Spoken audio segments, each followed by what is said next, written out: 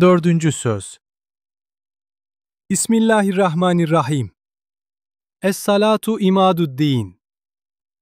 Namaz ne kadar kıymetdar ve mühim.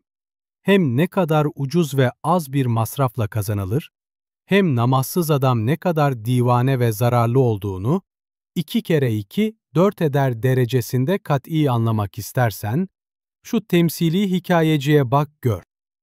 Bir zaman bir büyük hakim 2 hizmetkarını her birisine 24 altın verip 2 ay uzaklıkta has ve güzel bir çiftliğine ikamet etmek için gönderiyor.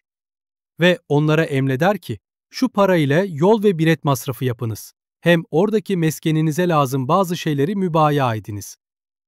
Bir günlük mesafede bir istasyon vardır. Hem araba hem gemi hem şimendifer hem tayyare bulunur. Sermayeye göre binilir. 2 hizmetkar ders aldıktan sonra giderler. Birisi bahtiyardı ki istasyona kadar bir parça para masraf eder.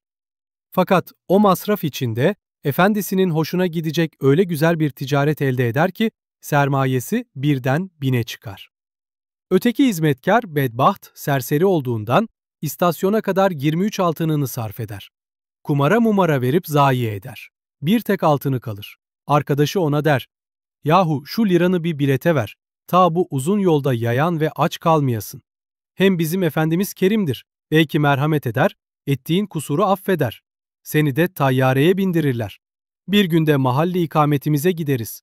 Yoksa 2 aylık bir çölde aç, yayan, yalnız gitmeye mecbur olursun."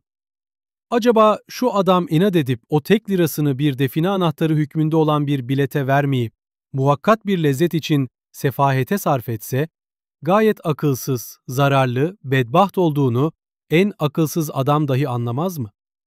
İşte ey namazsız adam ve ey namazdan hoşlanmayan nefsim! O hakimse Rabbimiz, Halikimizdir. O 2 hizmetkar yolcuysa biri mütedeyyin, namazını şevkle kılar, diğeri gafil, namazsız insanlardır. O 24 altınsa 24 saat her gündeki ömürdür. O has çiftlikse cennettir. O istasyonsa kabirdir. O seyahatsa kabre, haşre, ebede gidecek beşer yolculuğudur. Amele göre, takva kuvvetine göre o uzun yolu mütefavit derecede kat ederler. Bir kısım ehli takva, berk gibi 1000 senelik yolu bir günde keser. Berk gibi 1000, bir kısmı da hayal gibi 50.000 senelik bir mesafeyi bir günde kat eder. Kur'an-ı Azimüşşan şu hakikate 2 ayetiyle işaret eder. O biletsa namazdır. Bir tek saat 5 vakit namaza abdestle kâfi gelir. Acaba 23 saatini şu kısacık hayatı dünyeviyeye sarf eden ve o uzun hayatı ebediyeye bir tek saatini sarf etmeyen ne kadar zarar eder, ne kadar nefsine zulmeder, ne kadar hilaf-ı akıl hareket eder. Zira 1000 adamın iştirak ettiği bir piyango kumarına yarım alını vermek, akıl kabul ederse, halbuki kazanç ihtimali 1000'de 1'dir. Sonra 24'ten bir malını, %99 ihtimaliyle kazancı, musaddak bir hazine-i ebediyeye vermemek, ne kadar hilaf-ı akıl ve hikmet hareket ettiğini, ne kadar akıldan uzak düştüğünü, kendini akıl zanneden adam anlamaz mı? Halbuki namazda ruhun ve kalbin ve aklın büyük bir rahatı vardır. Hem cisme de o kadar ağır bir iş değildir. Hem namaz kılanın diğer mübah dünyevi amelleri, güzel bir niyet ile ibadet hükmünü alır.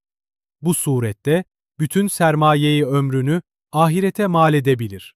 Fani ömrünü bir cihette ipka eder.